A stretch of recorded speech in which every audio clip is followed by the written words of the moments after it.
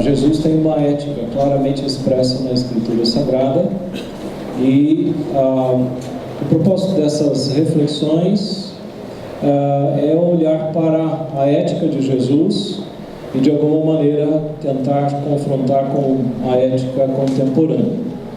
Como discípulos de Jesus, nós precisamos conhecer o que Ele ensinou sobre a forma como é que nós devemos viver nesse mundo. Nós precisamos, como discípulos de Jesus, alinhar a nossa vida com os ensinos dele, com os ensinos de Jesus. Precisamos defender o que Jesus defendia e condenar o que ele condenava, e ensinar o que Jesus ensinou, especialmente através da nossa vida. Então, são passos extremamente importantes: conhecer, alinhar a nossa vida, defender e ensinar aos outros. E temos, como discípulos de Jesus, uma responsabilidade de caminhar por esses passos. Certamente vamos enfrentar muitos obstáculos nesse processo, começando pela nossa própria carne. Nossa carne não quer fazer o que Deus quer que façamos. A nossa carne milita contra o Espírito. E sabemos que, além da nossa carne, nós temos um outro inimigo, que é o mundo. O mundo nos assedia, nos pressiona para nos adequarmos, nos ajustarmos à ética dele.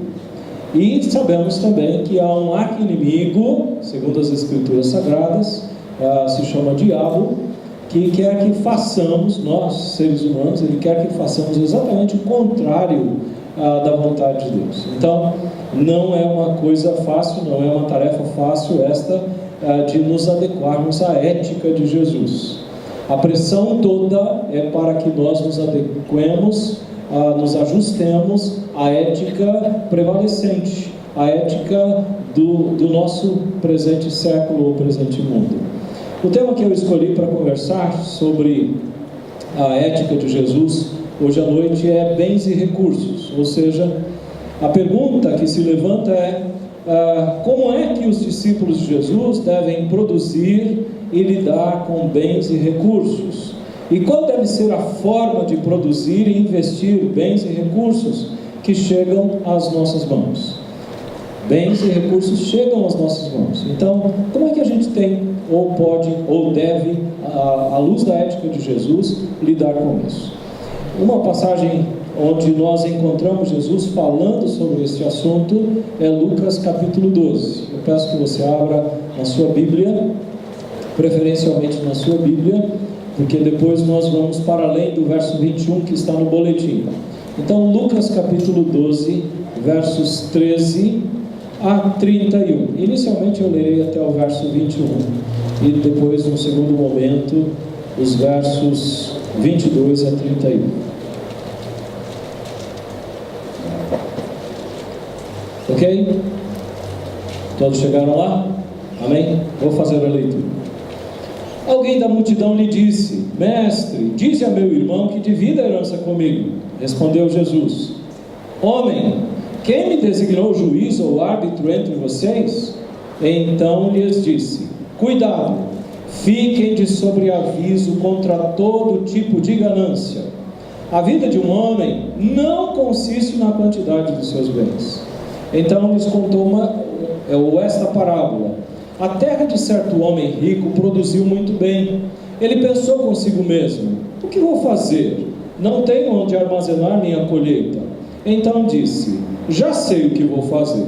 Vou derrubar os meus celeiros e construir outros maiores, e ali guardarei toda a minha safra e todos os meus bens. E direi a mim mesmo: você tem grande quantidade de bens armazenados para muitos anos.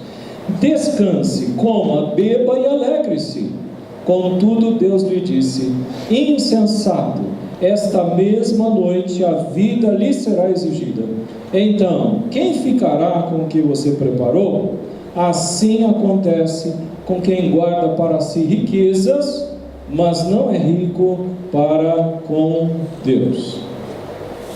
Vamos procurar entender a ética de Jesus sobre bens e recursos à luz desse texto. Em primeiro lugar, descobrimos que Jesus condena a ganância. Amém? Jesus condena a ganância. A ganância é o foco desta passagem. A pergunta é: a ganância de quem? O texto não evidencia quem é a pessoa gananciosa aqui. Pode muito bem ser o irmão deste que procurou a Jesus. Ou seja, o que Jesus está dizendo, ou o texto bíblico está dizendo, é que um homem do meio da multidão, está aí no verso 13, chega para Jesus e diz assim: mestre, dize a meu irmão que divida a herança comigo. Aparentemente o irmão não estava presente. Então, de quem era a ganância? Pode muito bem ser do irmão que não está presente e que abocanhou a herança. Não sabemos os modos que ele fez isso, mas abocanhou a herança e deixou o irmão ali sem nada. Pode ser que a ganância seja deste que abordou Jesus, ou seja, ele se sentiu preterido, ele se sentiu colocado de escanteio pelo irmão, e agora olha para Jesus e vê na pessoa de Jesus uma espécie de rabi ou uma espécie de advogado que vai dar algum jeito para que o irmão que abocanhou a herança reparta com ele. Não sabemos se ele tinha direito ou não nisso. Aparentemente ele se sentia com o direito de ir até Jesus e pedir essa coisa. Então, de quem era a ganância?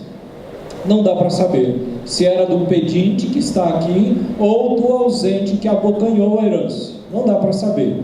O que a gente percebe claramente é que Jesus diz o seguinte: olha, vocês estão em conflito, eu não quero entrar nessa questão conflituosa entre vocês. Vejam o verso 14. Respondeu Jesus: homem, quem me designou juiz ou árbitro entre vocês? Agora, Jesus aproveita a situação para dar uma orientação, não apenas para aquele homem que o abordou, mas para as pessoas que o estavam ouvindo. Ele diz o seguinte, verso 15: cuidado, fiquem de sobreaviso contra todo tipo de ganância. A vida de um homem não consiste na quantidade dos seus bens. Então, o primeiro princípio ético que aprendemos a respeito de bens e recursos nesta passagem é esta: a ganância é condenada, a avareza é condenada. E eu preciso explicar aqui. Quando Jesus diz assim: cuidado, fiquem de sobreaviso contra todo tipo de ganância, ele está tratando a ganância como uma espécie de inimigo. Ouça bem, eu não sei se Jesus pensava ou falou ou tinha o conceito de que um demônio se aproveitava de brechas na vida dos homens e incentivava-os à ganância, ou se isso era apenas, no conceito de Jesus, fruto do próprio espírito humano. A ganância sendo própria do espírito humano. Então, de qualquer maneira, o que nós entendemos aqui, Jesus está sendo explícito. Ele diz: fiquem de sobreaviso. A ganância precisa ser combatida. É algo que não pode fazer parte da vida do homem. Jesus sabia, não é problema de certas pessoas ricas ou de certas pessoas pobres. Não é problema de certos religiosos inescrupulosos ou de certos ateus sem consciência. Ganância é um inimigo que pode indevidamente ser abrigado no coração de qualquer homem ou mulher e que por isso precisa ser combatido. A ganância gera muitos malefícios. Lamentavelmente, o que está acontecendo no Brasil e que veio à tona nos últimos anos é fruto de ganância. Sempre existiu, mas agora veio à tona. E é também evidência de que a ética contemporânea no Brasil está distante dos padrões de Jesus Cristo. A ganância é a marca característica dos políticos corruptos e dos corruptores. A ganância é a marca de servidores públicos que usam da sua função para enriquecimento. É a marca de empresários e de algumas instituições que se corrompem se permitem se corromper ou corrompem outras pessoas com propósitos de enriquecimento. A ganância ou a avareza tem a ver com esse apego descontrolado a bens materiais, dinheiro, preferencialmente a bens materiais, depreciando os valores de Deus, os valores da Escritura Sagrada. Pela forma como Jesus coloca, e o Novo Testamento coloca, a ganância, a avareza é um tipo de idolatria, porque coloca os bens materiais no lugar que só Deus deveria ocupar. Então, o que nós precisamos fazer é avaliar o nosso coração e, com a ajuda do Espírito Santo, perceber se ele abriga esse inimigo chamado ganância. E se abrigar, nós precisamos combater, batalhar contra esse inimigo. Por quê? Porque, segundo o conceito de Jesus, nós não podemos abrigar ganância no nosso coração. Não pode haver ganância na nossa vida. E a razão básica para isso é apresentada na sequência, verso 15, onde nós encontramos outro princípio ético. Jesus diz o seguinte, na segunda parte do verso 15: a vida de um homem não consiste na quantidade dos seus bens. Não consiste. Então, este é um outro princípio ético que eu gostaria de apresentar a vocês com respeito a bens e recursos. Eles, bens e recursos, não são a medida pela qual os homens devem ser avaliados. Não são. Jesus diz: a vida de um homem não consiste na quantidade dos bens que possui. Então, não vamos avaliar as outras pessoas pelos bens que elas possuem ou pelos bens que elas não possuem. Às vezes as pessoas correm esse risco, né? Olhar para os recursos que as pessoas têm e, a partir dos recursos que elas têm, avaliá-las como sendo boas ou más, valiosas ou improdutivas, relevantes ou insignificantes, abençoadas ou malditas. E o diabo tem conseguido convencer alguns de que é pela quantidade ou qualidade dos bens que a outra pessoa possui que ela precisa ser ou deve ser avaliada. O que Jesus está dizendo para nós é que essa não deve ser a medida com que nós avaliamos outras pessoas. Quando nós caímos nesta cilada, então nós vamos prejudicar as outras pessoas e também seremos prejudicados. Algumas pessoas vendem a alma para o diabo para obter bens e recursos.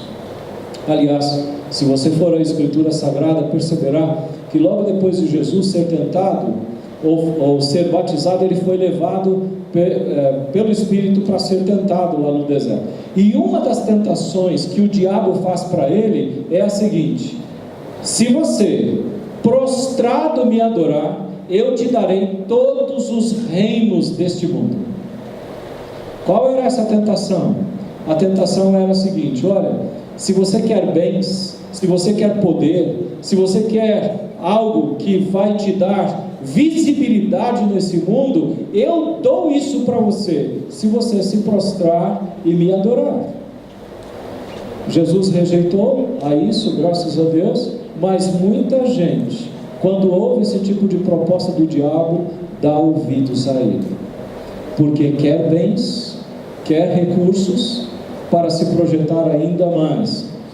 Então Jesus passa para nós esta lição valiosíssima: não avalie as pessoas pelos bens e recursos que elas têm ou não têm. É uma tentação, mas nós devemos fugir disso. Não avalie as pessoas pela marca da camisa, do sapato, da bolsa. Não avalie as pessoas pela casa, pelo carro ou outros bens que ela possui. Não avalie as pessoas pelo cargo, pelos títulos, pela influência, pelos locais para onde elas viajam, ou pelo número de cirurgias que fazem. Eu e a Ildete fomos ontem ao shopping, precisávamos resolver algo lá, algo muito importante, forrar o nosso estômago. E estávamos subindo o elevador, 3 andares.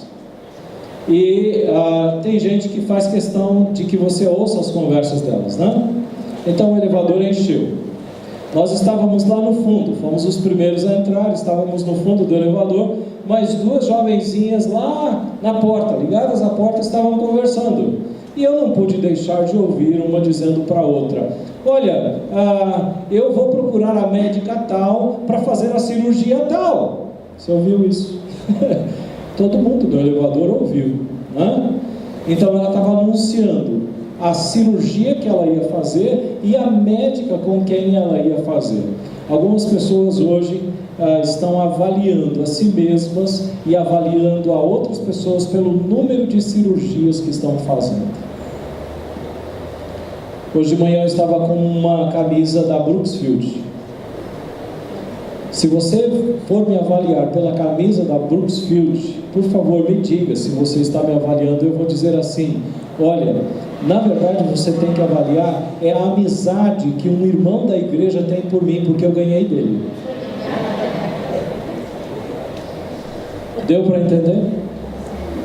Se você for olhar para o carro da pessoa, outro dia um irmão veio me procurar e disse assim: pastor, eu me adequei a um estilo simples de vida. Eu sou vendedor, Deus tem me abençoado, eu comprei esse carrinho aí, que é um carrinho simples, mas sabe o que acontece? Muitas vezes eu chego para os meus clientes para vender, e eu encontro pessoas lá que não me dão a atenção devida. Se eu chegasse com uma Hilux 4x4, com certeza eles viriam correndo para ganhar a minha atenção.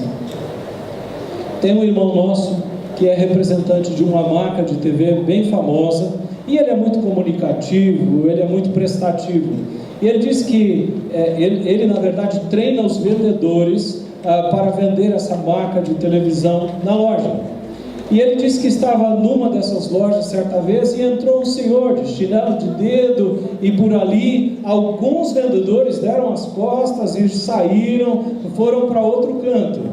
E ele então foi na direção desse senhor e atendeu com boa vontade, com graça. E aquele senhor, depois de ouvir as explicações dele, disse: eu preciso de 44 aparelhos.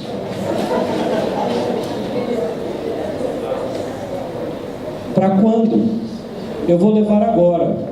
O caminhão está encostado lá. Eu trouxe alguns dos funcionários da minha loja e eu quero que você separe agora.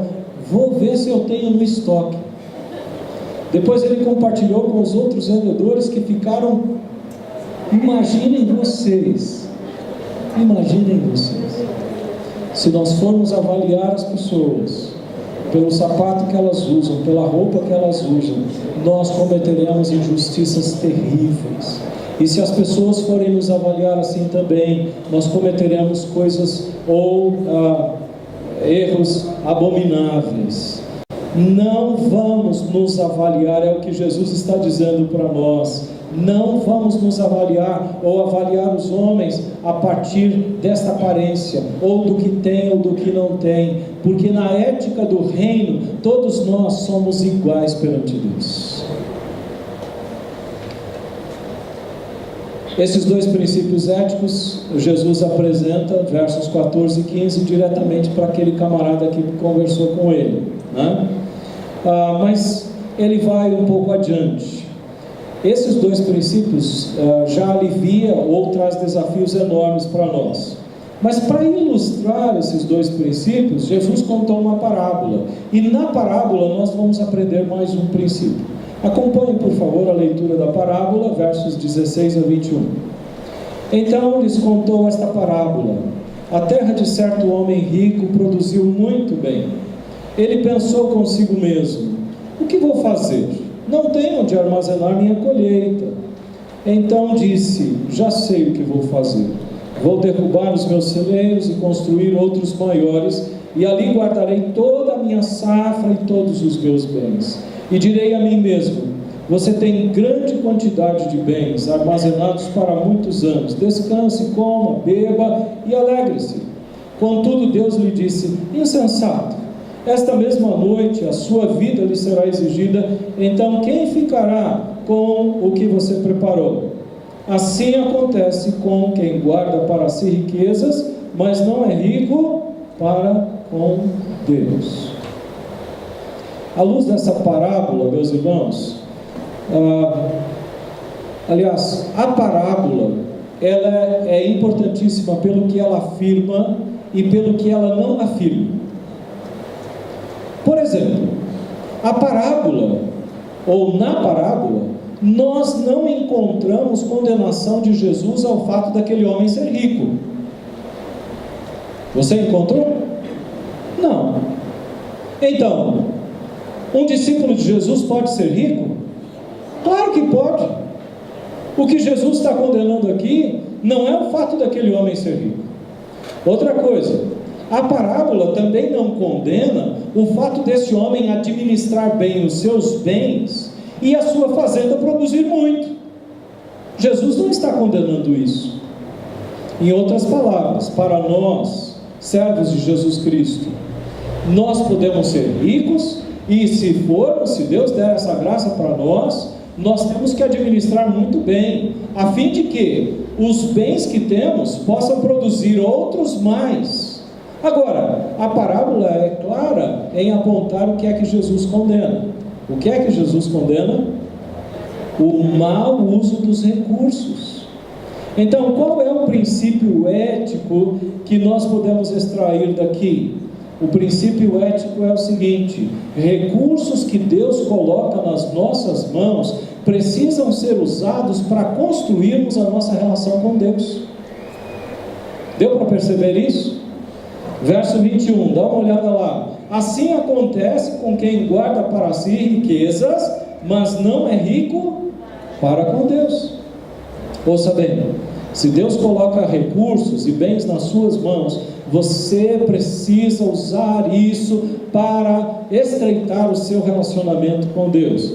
Ora, como é que nós estreitamos o nosso relacionamento com Deus? Como é que nós nos tornamos ricos para com Deus, usando os recursos que Ele nos dá? Algumas ideias. Não podemos esbanjar. Pelo contrário, nós temos que ser bons administradores do que Deus nos dá. Outra ideia: não emprestar dinheiro com juros. Sabe por quê? Porque a Bíblia condena o empréstimo de dinheiro com juros. Agora eu tenho que dizer também para você que você tem que ser extremamente esperto e usar de estratégia para não pagar juros. Porque se Deus detesta juros, você não pode nem cobrar e nem pagar. E tem muita gente dando dinheiro para o diabo, pagando juros, adoidado, em cartão de crédito, em cheque especial, e alguns caindo na mão de agiota. Ouça bem, a vontade de Deus não contempla o pagamento de juros. Então não empreste dinheiro a juros. Alguém poderá perguntar: mas eu posso, se for o caso, emprestar dinheiro corrigido monetariamente? Beleza, mas não com juros. Entendem a diferença? Vai corrigir o dinheiro, atualizar o valor dele, mas não cobre juros. Você vai estar agradando a Deus, você vai estar abençoando outra pessoa. Nada de investir naquilo que produz satisfação da carne, mas a satisfação da carne desagrada a Deus. Você vai investir dinheiro nisso então? Não, a resposta é não. Jogos de azar, por exemplo, não deveria fazer parte do cardápio ou da prática de um discípulo de Jesus Cristo. Agora aí você percebe o quanto isso está contrário à ética desse mundo, quando até o governo incentiva a prática dos jogos de azar. Um discípulo de Jesus não deveria pegar um centavo sequer para jogar na Mega Sena ou em qualquer outro tipo de jogo de azar. Não deveria. Pastor, mas eu posso gastar algum dinheirinho com a imoralidade? De jeito nenhum, meu filho. A imoralidade agrada a Deus? Não. Então, quando você usa dinheiro para imoralidade, você não está construindo coisa alguma no reino de Deus, ou agradando a Deus. Você pode agradar a sua própria carne, mas isso militará contra você mesmo. Então não faça isso. Algumas dicas positivas agora. Administre bem e pense em formas de empregar os recursos que chegam às suas mãos para abençoar pessoas, abençoar causas, abençoar instituições. Atenda às necessidades básicas da sua família, seus filhos, pais, irmãos. Não os deixe passar por privações. Seja generoso com a igreja, ela promove os valores eternos do reino de Deus. E, se lhe vier o desejo de apoiar alguma causa, faça-o depois de se certificar de que é algo que é coerente com a vontade de Deus. Deus quer que você seja próspero, mas Ele quer que você use muito bem os recursos que Ele coloca nas tuas mãos. E o recurso que Ele coloca nas tuas mãos, Ele quer que eles sejam efetivamente usados para abençoar outras pessoas. Mas isso não é tudo. Vamos ler agora a passagem restante, Lucas capítulo 12, versos 22 a 31. Daí eu vou extrair mais um princípio ético. Diz Jesus, a partir do verso 22: portanto eu lhes digo, não se preocupem com suas próprias vidas, quanto ao que comer, nem com seus próprios corpos, quanto ao que vestir. A vida é mais importante do que a comida, e o corpo mais do que as roupas. Observem os corvos, não semeiam nem colhem, não têm armazéns nem celeiros, contudo Deus os alimenta. E vocês têm muito mais valor do que as aves. Quem de vocês, por mais que se preocupe, pode acrescentar uma hora que seja a sua vida? Visto que vocês não podem sequer fazer uma coisa tão pequena, por que se preocupar com o restante? Observem como crescem os lírios. Eles não trabalham nem tecem. Contudo, eu lhes digo que nem Salomão, em todo o seu esplendor, vestiu-se como um deles. Se Deus veste assim a erva do campo, que hoje existe e amanhã é lançada ao fogo, quanto mais vestirá vocês, homens de pequena fé? Não busquem ansiosamente o que hão de comer ou beber, não se preocupem com isso, pois o mundo pagão é que corre atrás dessas coisas, mas o Pai sabe que vocês precisam delas. Busquem, pois, o reino de Deus, e essas coisas lhes serão acrescentadas. Então, à luz dessa explicação de Jesus, devemos acrescentar mais um princípio ético sobre bens e recursos, a saber, bens e recursos não devem. Diga para a pessoa que está aí do seu lado: não permita que bens e recursos lhe causem ansiedade.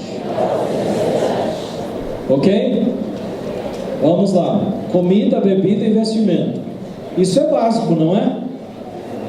Comida, bebida e vestimento. Sem isso a gente não morre e nem vive socialmente, certo? Comida, bebida. Aí Jesus diz assim: nem com isso vocês devem se preocupar e ficar ansiosos. Ora, se eu não devo ficar ansioso com o básico, eu não devo ficar ansioso com mais nada. Dá para entender o raciocínio de Jesus? Com mais nada. Por quais razões? Jesus deixa claro aí nessa passagem. Primeiro, a ansiedade não resolverá nada, ao contrário, só trará problemas maiores ainda. Segundo, a ansiedade é uma flagrante demonstração de falta de confiança em Deus. Escute, Deus sustenta os pássaros, Deus cuida dos lírios do campo, Deus faz estas coisas, e você é muito mais importante do que os pássaros e do que os lírios. Então, se você não confiar que Deus está cuidando de você, e não descansar nele, então, você não está depositando sua fé em Deus, a sua confiança em Deus. Agora, vamos aplicar isso. Não fique ansioso sobre onde chegará com os seus estudos.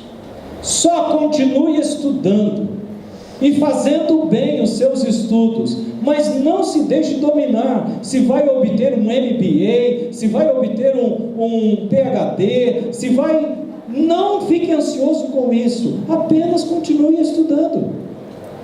Não fique ansioso sobre como proverá para a sua família. Só continue trabalhando diligentemente e administrando sabiamente. Não fique ansioso quanto ao lar ou tipo de casa que você poderá dar para a sua família. Peça e busque graça em Deus e continue trabalhando e administrando, e Deus vai providenciar isso para você. Algumas dicas importantes, talvez reenfatizar. Você não deve cruzar os braços, porque alguém pode dizer assim: Deus falou para não ficar ansioso, eu vou deitar na rede e descansar.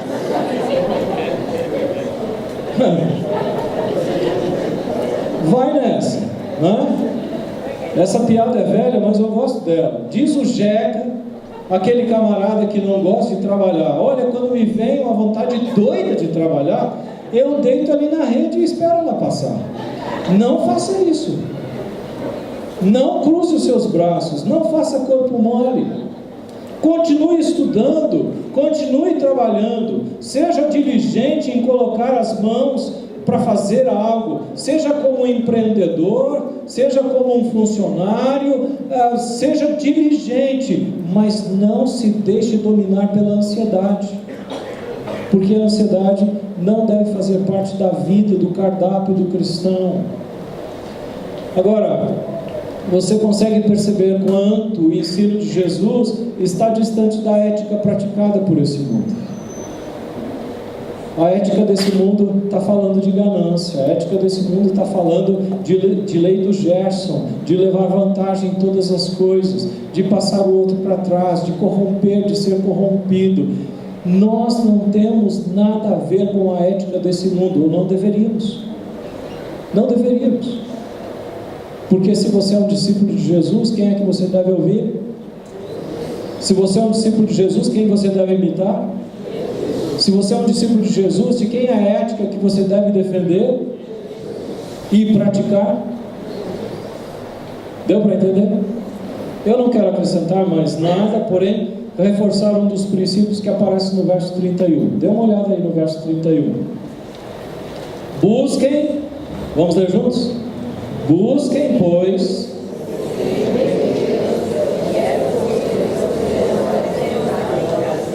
vamos lá agora, sem reza, juntos.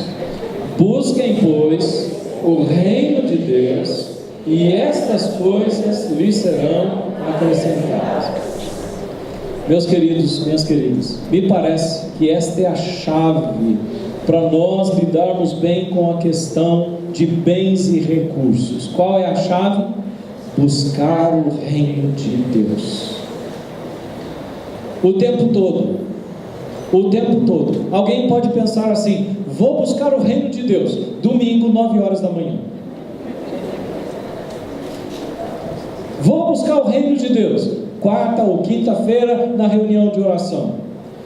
Meu amigo, reino de Deus você busca o tempo todo, com todos os seus atos, com todas as suas forças. E quando nós buscamos o reino de Deus, ficamos livres das armadilhas ligadas à ganância. Quando nós buscamos o reino de Deus, nós não caímos na tentação de avaliar a nós mesmos ou a outras pessoas pela quantidade de bens que elas possuem.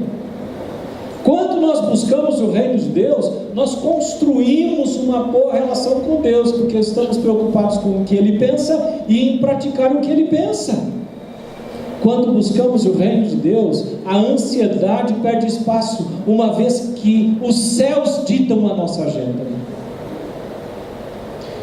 Então avalie a sua vida à luz da ética de Jesus. Você que diz, eu sou um discípulo de Jesus, deve avaliar a vida à luz da ética de Jesus. Não é olhar para a pessoa que está, eu sou melhor do que ele. O pagão inveterado está fazendo um monte de coisa lá, você vai se comparar com ele? Ou você de repente pode olhar para um outro cristão e dizer, eu tenho que melhorar um pouquinho aqui, porque aí eu me aproximo daquele outro cristão. Não, o seu padrão é a ética de Jesus. O seu modelo é Jesus Cristo. É a Ele que você tem que imitar. É nele que você tem que buscar orientação. E eu espero que eu e você sejamos por Ele aprovados, pois é isso que importa, receber a aprovação do nosso Senhor e Mestre.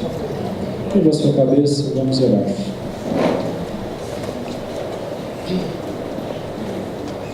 Ó Deus, ajude-nos a buscar o Teu reino em primeiro lugar. Ajude-nos a entender o que é isso e buscar o Teu reino em primeiro lugar, para ficarmos livres das armadilhas ligadas à ganância, para não cairmos na tentação de avaliar nós mesmos ou a outros pela quantidade ou a qualidade dos bens que elas possuem. Ajuda-nos a buscar, ó Deus, o Teu reino para construir uma boa relação com o Senhor e receber do Senhor mesmo a direção sobre o que fazer com aquilo que o Senhor nos dá, porque muitas vezes nos perdemos nesse processo. Então nós queremos buscar, ó Deus, o Teu reino e ficarmos livres da ansiedade, porque a ansiedade não vai contribuir com a nossa agenda, muito pelo contrário.